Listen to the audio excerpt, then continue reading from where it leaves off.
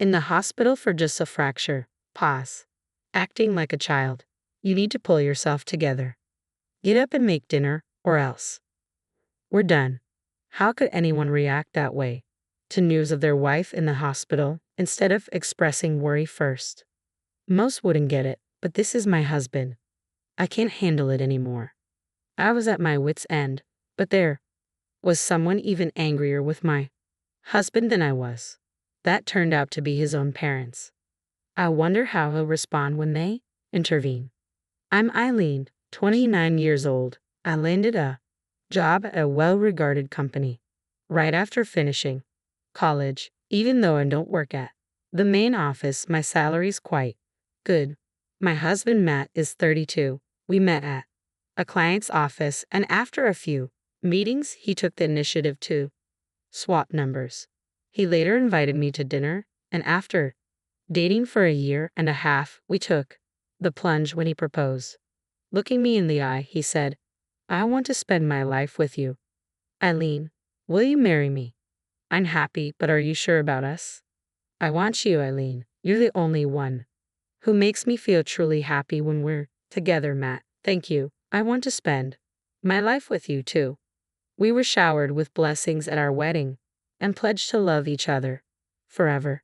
But 2 years later, if asked if love still exists between us, we couldn't confidently say yes. The reason is simple. Matt has changed in these 2 years. It started with something small. Since we got married, he began gradually shifting household responsibilities to me.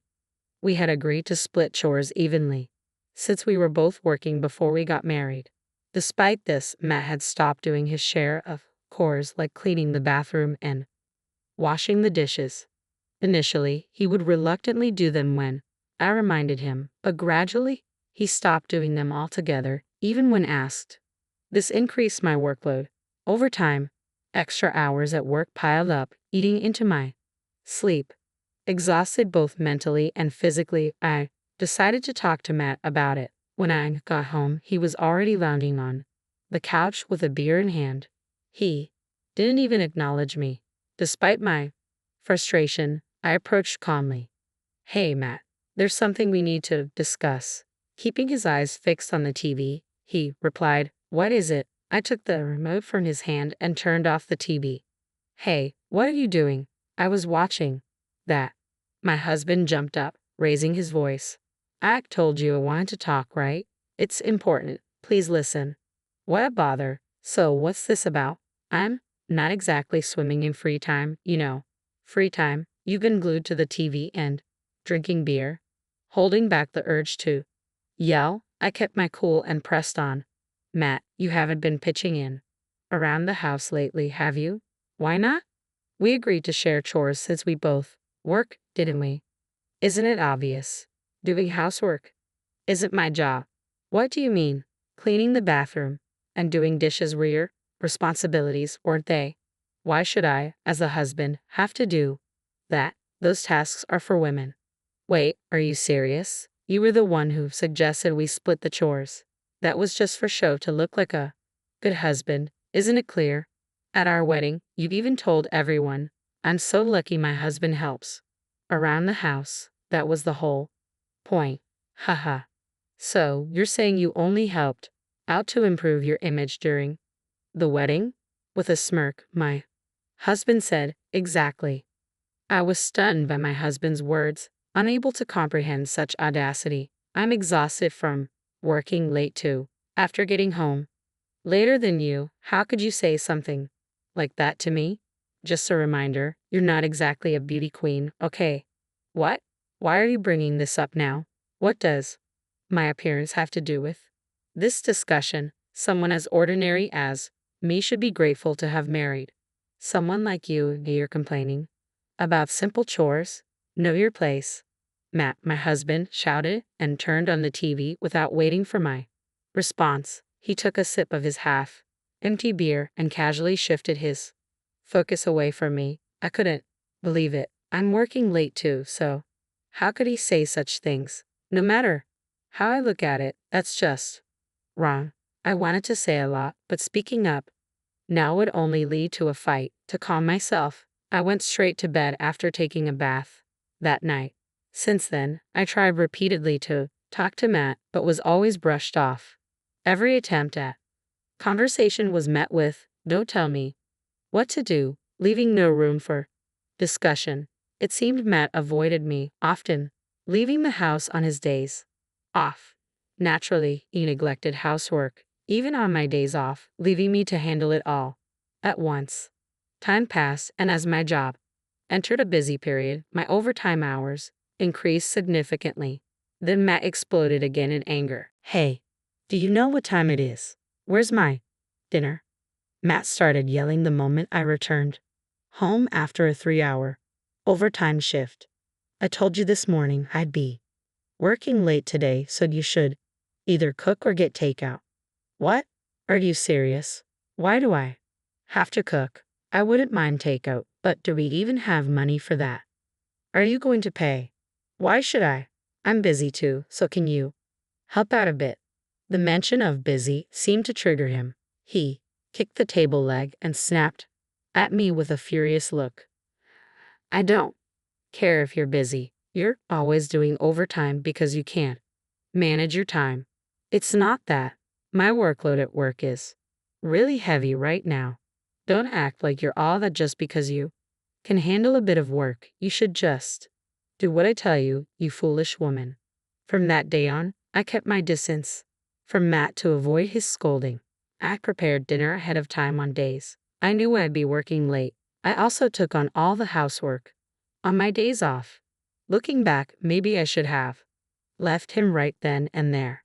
But even then, I couldn't bring myself to truly hate him. Living like this, my burden gradually became too much to bear. After 2 months, both my body and mind were exhausted, and I lost my motivation for work. One day, on my way to work, I slipped on the subway stairs and fell. Though I remained conscious, I lay immobile, ripped by pain, and had to be transported by ambulance. Even upon reaching the hospital, the agony persisted, restricting my movement. After completing all the tests, the doctor entered my room and said, "You fractured your leg and have bruises on your arm and back. You must be in a lot of pain." "Yes, I can't move as freely as I'd like. You may be in this state for a few days. You look pale. Have you been feeling tired?" Anyway, I'll need to stay in the hospital for a while. Should I inform my family?" "Yes, please do." As I checked my phone, a message from a colleague awaited me. They had witnessed the ambulance taking me away from the subway station. They had already informed my workplace and contacted Matt, my husband. Exhausted from the day's events, relief washed over me, and I drifted into a deep sleep. Hours later, my phone buzzed, waking me up. Matt's name lit up the screen. Perhaps he was calling out of concern. With a mix of curiosity and apprehension, I answered, "Hello." "Hey, where have you been? Come home right now." Confused by Matt's raised voice, I couldn't hide my confusion. "Wait, didn't you hear? What's going on?" "I had an accident at the station. I'm in the hospital now. I fractured my leg and they're admitting me." After a brief silence, he exploded. "Are you kidding me? Hospitalized? You're not using this as an excuse to avoid doing chores, are you?" "What? No. Why would I lie about something like this? Didn't the office contact you?" "No calls came through. Even if you're trying to trick me, it won't work. And even if it's true, it's not my problem. Just come back and make dinner, all right?" "What?" "Hold on, Matt." My words were cut off as he abruptly ended the call. How could he be so dismissive? Isn't it normal to be concerned when your spouse is hospitalized? Am I just here for Matt to delegate chores to? Exhausted, I lay back down on the bed. A message from Matt popped up on my phone. "If you're not coming home, I'll order takeout. You're paying." As soon as I read the stark, emotionless message, clarity washed over me. It was foolish to dwell on this any longer. Just as I was contemplating divorce, there came a knock on my hospital room door. When I saw who entered, I couldn't believe my eyes. My father-in-law and mother-in-law. "What are you doing here?" My in-laws lived far away and hadn't been close to Matt for some time. After we got married, I rarely saw them, maybe once a year at most. Their unexpected presence baffled me. Seeing my confusion, my mother-in-law spoke gently. "Eileen, we heard you were taken to the hospital in an ambulance. We were worried." "How did you find out?" We received a call from your office. Huh. But my office tried to reach Matt several times before contacting you. He didn't answer any calls, so they reached out to his childhood home, which was listed as an emergency contact. That's why you're here. Their unexpected kindness brought tears to my eyes. I was genuinely touched that they had come all this way out of concern for me. Holding back my emotions, I gratefully lowered my head to Matt's parents. Mr. and Mrs. Johnson, thank you so much. It's all right, dear. We're family. But where is Matt? You mean he hasn't arrived? No. They seemed surprised by my answer. Just then, my phone rang. It was Matt calling. Hello. What's wrong with you? Are you really not planning to come back? Matt's sudden outburst caught Mr. and Mrs. Johnson off guard, and they exchanged worried glances. I gestured for them to stay quiet, placing my finger on my lips. They nodded silently, and I responded to Matt. I've been admitted to the hospital. I won't be able to come home for a few days. Hospitalized for a fracture. Stop being so delicate. Get yourself out of there and make some food. Mrs. Johnson looked ready to protest, but Mr. Johnson held her back. Matt continued ranting, unaware his parents were listening. Just so you know, if you don't, we're getting a divorce, okay? A divorce? Are you serious? Of course. Why wouldn't I be? There's no reason to stay with someone like you who not only lacks attractiveness but also neglects their household duties. Haha. His laughter over the phone left me speechless, stunned by his callousness. Isn't this going too far? He had always belittled others. I had to respond. Hey, are you serious saying things like that? Your parents are furious. What are you talking about? His response was light-hearted, as if he thought it was a joke. I handed my phone to my in-laws and let them take over. They unleashed a fierce reprimand through the phone. Matt, how could you say such things to Eileen? How can you be so heartless when your wife is in the hospital? We don't even recognize you as our son anymore. You're disowned. Wait, hold on. It's not what you think. There's a reason for this. There's no excuse for your behavior. All you do is spew venom. I'm ashamed to call you my son. Apologize to Eileen right now. Feeling cornered by his parents, my husband suddenly turned on me. Eileen, enough. Using my mom and dad like this. Exploiting them. It's your fault for not answering your company's call, isn't it? That's why they had to get involved. They called that number from your office. How misleading. Fine, I'll divorce you. Are you okay with that? I released all the pent-up anger and resentment, standing my ground. Divorce? Bring it on. I want nothing to do with a man like you. How long will you continue to think you're above everyone else?